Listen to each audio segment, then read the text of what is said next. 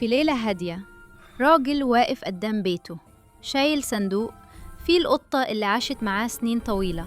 مد إيده ونزل الصندوق عند طرف الشارع، والقطة بصت حواليها بخوف ورفعت وشها ليه وهي مش فاهمة، وبصوت مكسور قالت له: أنا معرفش في الدنيا غيرك، أنت صاحبي وعيلتك عيلتي، وبيتك ده عشت فيه عمري كله معاكم.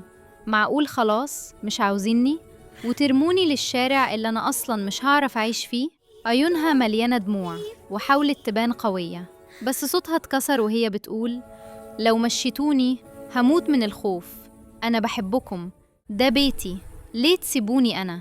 الراجل وقف ثابت بس قلبه اتكسر، وكلامها رج جواه ذكريات السنين اللي عاشوها سوا.